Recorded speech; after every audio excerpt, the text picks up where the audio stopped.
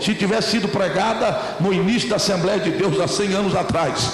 Eu quero pregar uma palavra prática. Você vai ouvir a palavra, vai colocá-la em prática nesta noite, e Deus vai confirmar a obra que deseja fazer na sua vida hoje. A primeira importante lição que eu encontro neste texto é a seguinte: ouça bem, todos nós, independente da nossa estatura moral ou espiritual, todos nós, independente da posição que ocupamos no campo moral ou espiritual, podemos ser provados por Deus. Não importa a sua condição espiritual, não importa a sua condição moral, todos nós estamos sujeitos a provas. Sabe por que eu estou dizendo isso? Porque o texto me faz, ou me dá autorização para dizer. Quando nós lemos o texto, o que é que diz aí? Uma mulher das mulheres dos filhos dos profetas chamou a Eliseu e disse o que a Eliseu?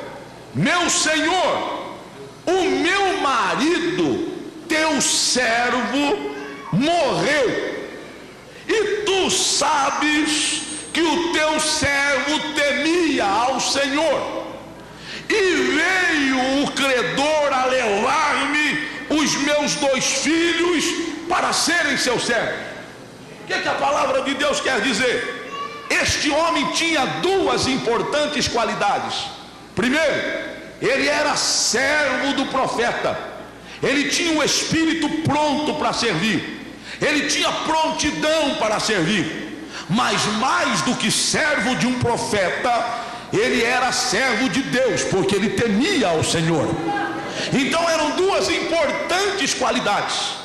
Mas nem pelo fato dele ter estas importantes qualidades, ele deixou de ser provado por Deus. Qual é a prova que ele estava enfrentando? Ele havia contraído algumas dívidas que ele não tinha tido tempo para pagar, porque entendemos que este profeta morreu, ou o servo do profeta morreu precocemente. Talvez ele não esperava que a vida seria tão curta. Ele havia feito compromissos a longo prazo, e de repente ele morre, e aí os credores vêm para querer receber a conta, receber a dívida. O que é que isto me faz entender? Um homem com 2 qualidades interessantes como ele tinha, ele podia e estava sendo provado por Deus.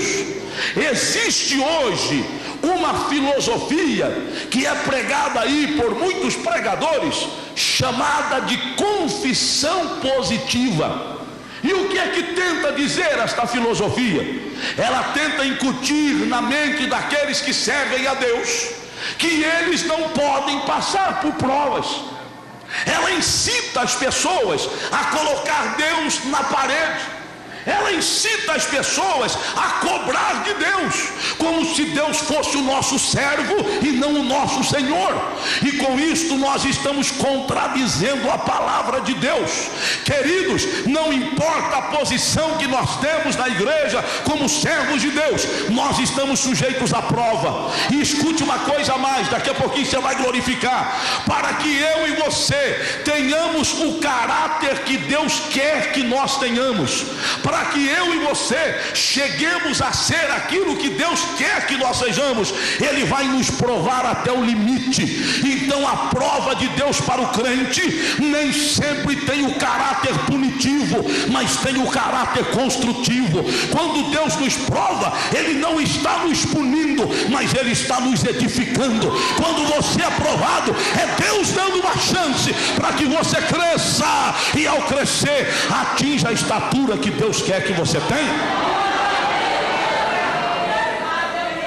Esses dias eu pedi oração pela minha esposa na igreja, estava doente, e quando terminou o culto, uma irmã me chamou e disse: pastor, eu não aceito isso. Eu disse: irmã, não aceita o quê? Eu não aceito que a esposa de um pastor fique doente. Eu disse: como é que é, irmã? Não, esposa de pastor não pode ficar doente. Aí eu olhei para ela com um olhar irônico E a minha pergunta foi mais irônica ainda. Eu disse: irmã, então me explique como é que ela vai morrer, minha irmã. Se não fica doente, como é que morre, meu?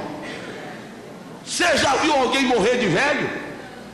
Você encontrou algum atestado de óbito que estava escrito lá, causa mortis, velhice? Não existe. A pessoa morre, ele pode até morrer em decorrência de uma idade avançada, mas ele não morreu de velho. Houve ali uma falência de algum órgão dele, ou aparelho circulatório, ou aparelho respiratório, ou a falência múltipla dos órgãos, mas a pessoa morreu porque alguns dos seus órgãos deixaram de funcionar. Isto é enfermidade, e as pessoas não aceitam isto. Meus queridos, a Bíblia diz que o homem foi criado sim para morrer, assim como as brasas voam para o alto. A nossa vida que nós temos, e esta é muito mais importante do que a física, porque a vida espiritual, essa sim é para a eternidade, mas fisicamente todos nós vamos ter que nos deparar com a dura realidade da morte. Aí chegam os pregadores da confissão positiva e diz: crente não fica doente. Fica doente sim, meu irmão, pode até morrer da enfermidade com que foi enfermado, mas ele morre feliz, dando glória a Deus, exaltando ao Senhor, porque ele sabe que a sua morada está acima das estrelas. Então nós não devemos questionar a nossa prova.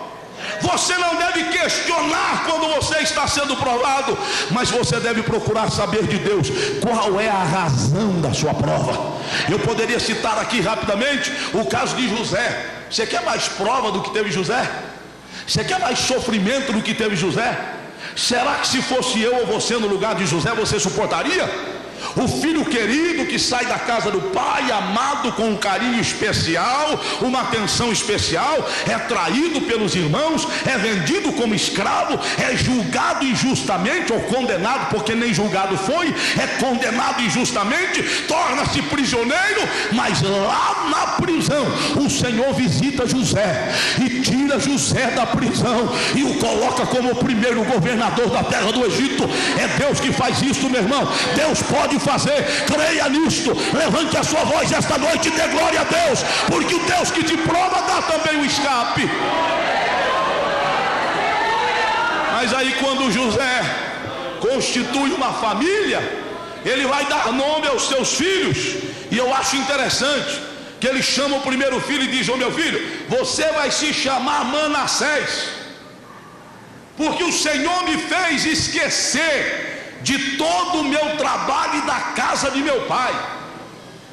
O Senhor, durante o tempo que eu estive prisioneiro, o Senhor me fez esquecer do conforto da casa do meu pai, e foi isto que me sustentou vivo. Mas você, meu filho, segundo, vai se chamar Efraim, que traduzido quer dizer duplamente frutífero.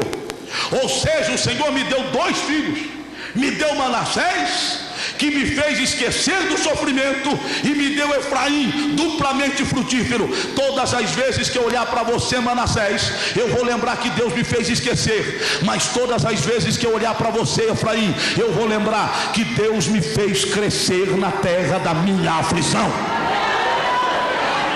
Escute uma coisa: você está atravessando algum período de prova, está atravessando algum período de sofrimento. Nesta noite, levante a sua cabeça, caminhe com passos firmes, caminhe com passos seguros. O Deus que te prova é o Deus da vitória. O Deus que te prova é o Deus que abre portas e transforma situações difíceis em verdadeiros campos de vitória.